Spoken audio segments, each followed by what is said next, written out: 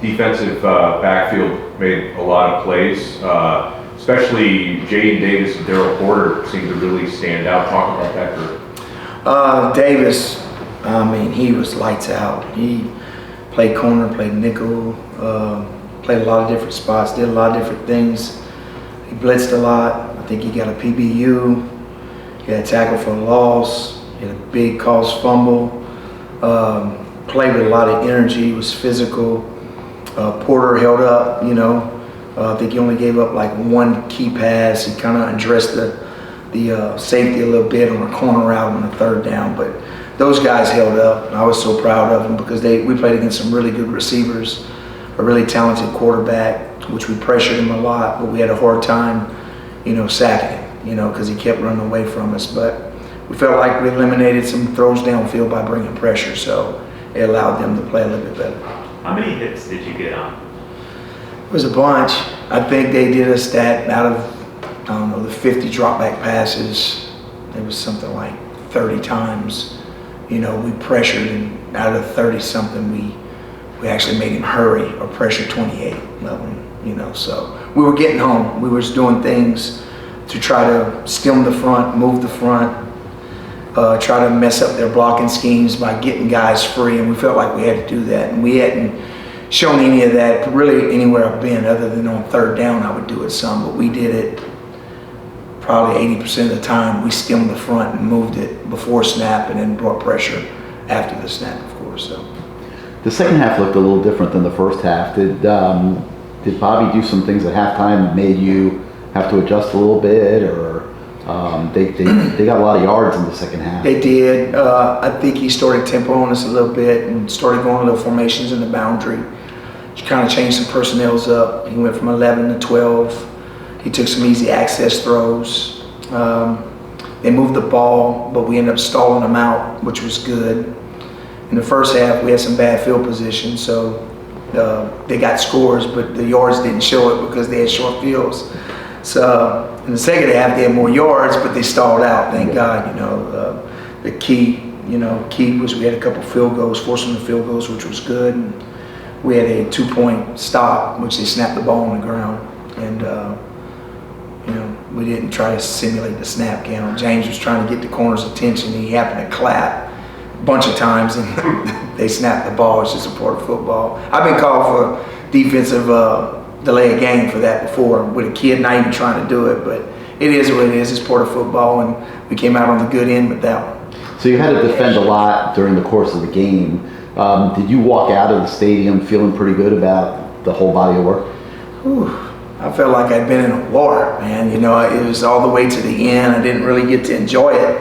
I like having the ball at the end of the game and taking a knee.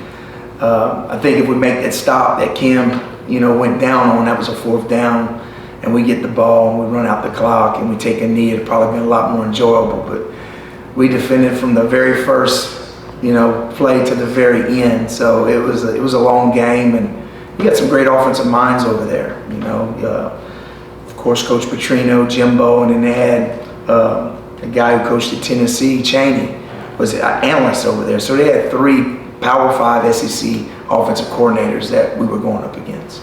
Coach, it seems, I don't have the numbers in front of me, but it seems like you brought a lot of corner blitzes on Saturday. How effective do you think those were in disrupting their A&M quarterback, who's still pretty SUV?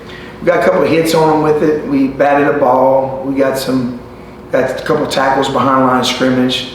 We started getting into whenever the tight end was on the football. He wasn't off the football flexed out. They were running the ball to the tight end side, especially when the quarterback was under in pistol. So we started blitzing from the tight end side and happened to be into the boundary. So we got a couple hits on it. And it's just a part of some things that we do schematically. And I thought the kids executed it really well. Coach, with Branson Dean and Akeem Mesidor coming out the last game, how do you think the line did without them, and who stood out to you in that situation?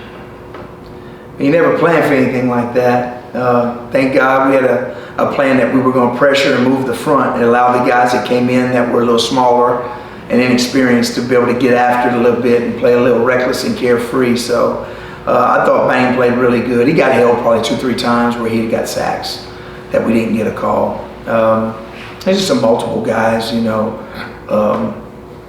it's a lot of guys ran to the football. We didn't grade out great up front. We had some MAs, but they played extremely hard, which was good. Your aggressive approach is a benefit of that approach that it eliminates some hesitancy and maybe some overthinking on the back end in particular. You know, I think you need to pressure and do things to mix things up. If we were big up front and we were stout and they couldn't block us up front, I probably wouldn't pressure as much, you know. But when you're athletic and you're a little thin, then you have to do those things. And probably my background, I've always been smaller than the opponents we play. You know, FCS days, we would play money games against South Florida, Nebraska, and we would always move the front and stem. We always played good against the run. And my days at Western Kentucky, Marshall, we've never been bigger than anybody, but we've always been athletic, and it kind of just fits the type of kids we have here, and I think they enjoy it. They enjoy creating havoc and getting, you know, in the backfield. So Is that just like an engagement thing, you think? Like it just keeps them engaged to be? it does. You know, each week they want to know what we're going to do differently, you know. Especially early in the week when you show it to them, it kind of breaks the monotony of, you know, just going through a regular practice. It's like, okay, what we got this week?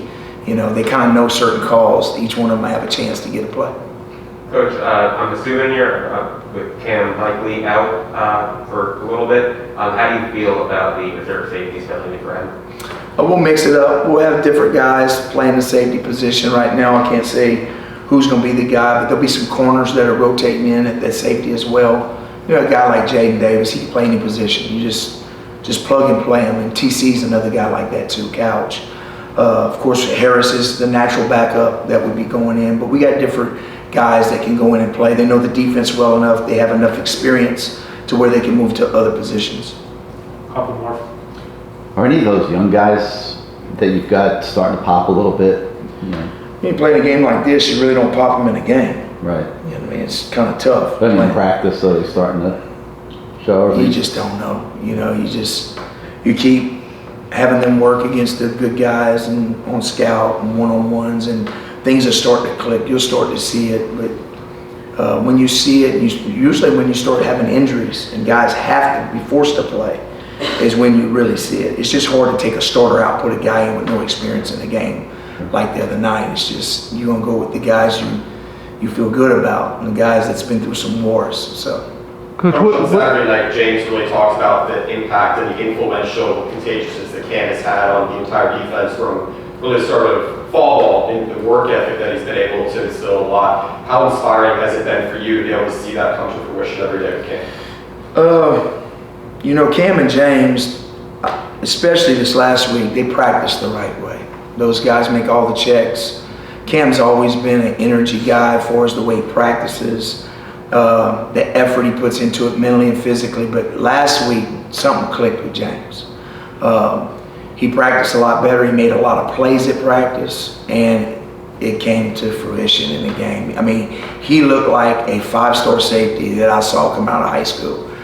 You saw him flash on plays, you saw him hit, and he just looked like what he was supposed to do, you know. So this week he'll have another good week, and it's all about confidence. And I really don't know what's happened here before, so I can't speak on that. But I do know injuries play a part, and until you get healthy again, especially in defensive backs, wide receivers, when you're a skill guy, you have to feel right.